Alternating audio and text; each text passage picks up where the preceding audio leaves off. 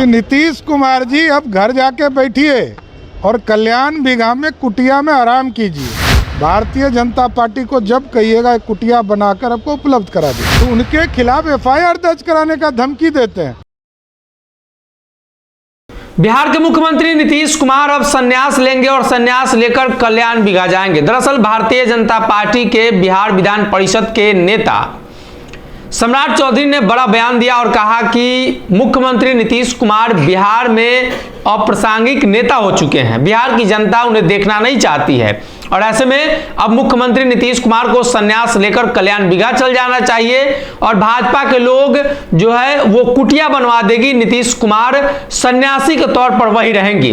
पूरा बयान हम सुनवाते हैं कैसे भारतीय जनता पार्टी के नेता सम्राट चौधरी ने मुख्यमंत्री नीतीश कुमार के लिए कुटिया बनवाने की बात कही और कहा कि बिहार में नीतीश कुमार को लेकर जो चर्चा चल रही है और अब बिहार की जनता तंग आ चुकी है, तो अब ऐसे में नीतीश को संन्यास लेना होगा और कल्याण बिघा जाना होगा।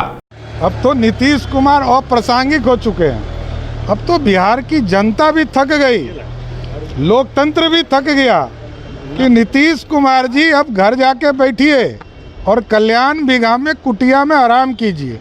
भारतीय जनता पार्टी को जब कहिएगा कुटिया बनाकर आपको उपलब्ध करा देगी। मद्य निषेध विभाग जब आंकड़े पेश कर रही थी उस दौरान आपने कहा कि प्रशासन जो है आंकड़ों को छुपाती है, वह क्या था? नहीं, पूरी तरह सरकार के मंत्री असत्य बोल रहे थे। मैंने कहा कि आप तो लोगों को डराते हैं, धमकाते हैं और कहते हैं कि यदि ये कहोगे कि जहरीली शराब से मरे हैं तो उनके खिलाफ एफआईआर दर्ज कराने का धमकी देते हैं, तो कहाँ से आंकड़ा आएगा? तो इन्होंने कहा कि दिल्ली का रिपोर्ट का हवाला दिया, एनसीआरबी का, और आज हमने वही कहा कि आप तो पुलिस पदाधिकारी रहे हैं, आप जानते हैं जो आप रिपोर्ट भेजते हैं वही भारत सरकार लिखती है। तो बिहार की सरकार आंकड़ा छुपाती है। कन्विक्शन रेट मात्र 1% भी नहीं है बिहार का। इससे ज़्यादा दुर्भाग्य क्या होगा बिहार में? शराबबंदी पर जो मुख्यमंत्री जी ने कहा इस सदन के अंदर कि हम विचार करेंगे जो जहरीली शराब से मरेंगे, उसका क्या हुआ वो जानना चाहते। और विजेंद्र यादव जी मंत्री हैं, 33 वर्षों से बिहार के मंत्री के तौर पर काम करें, 90 में आए थे और 90 से लगातार मंत्री हैं। सरकार बदल जाती है लेकिन वही मंत्री रहते, वही बिजली मंत्री रहते हैं, अपने ही आंकड़ा को गलत और सही करते रहते हैं। 2005 के पहले जो कुरीति थी उसमें भी योगदान उन्हीं का था। 2005 के बाद जो सुधार एनडीए में हुआ उसमें भी उनका रोल, इसमें कहीं दो मत नहीं। लेकिन मैंने ये कहा कि पटना के लोगों को कब ये सुविधा मिलेगी कि no power cut, no stabiliser, no inverter की कल्पना कब पटना में साबित होगी, इसकी चर्चा करनी चाहिए। सदन के अंदर तेजस्वी यादव ने खूब शायरियां कही और कहा कि मुझे मुख्यमंत्री बनने की ख्वाहिश नहीं है, न ही नीतीश कुमार को प्रधानमंत्री बनने की ख्वाहिश। ये बीजेपी का प्रोपेगेंडा है।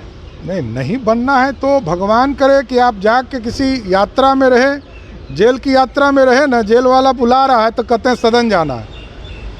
जब ईडी और सीबीआई बुलाता है तो वो कहते हैं कि आप जो है हमको सदन जाना है, तो सदन क्या भजन कीर्तन करने के लिए आए? सबसे पहले वहाँ जाके जवाब दीजिए। आप भ्रष्टाचारी हैं तेजस्वी यादव, आपका पूरा परिवार भ्रष्टाचारी है, ये पूरा देश जानता है। और यदि आपको मुख्यमंत्री नहीं बनना है तो हम तो स्वागत करेंगे कि आप जल्दी से ईडी और सीबीआई के पास जाइए और ये बात कहिए, तो आपको जल्दी से ट्रायल होगा, केस ट्रायल होगा तो पता चलेगा जनता को कि आपने कितना चुराया है।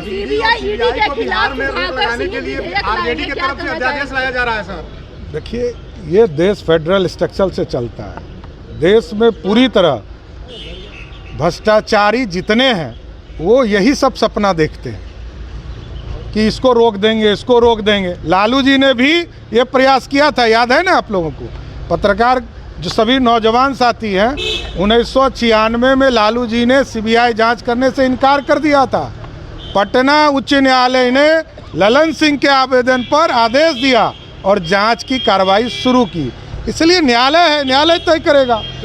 अगर ये वीडियो पसंद आई और वह बिहार के राजनीति और बिहारियत से सरोकार रखेनी तो सब्सक्राइब बटन दबा के चैनल के सब्सक्राइब कर ली। ओजे एगो घंटी बा, ओकरा बटन दबा देला से कुल सटीक और मारक खबर रुआ मुफ्त में मिल जाई।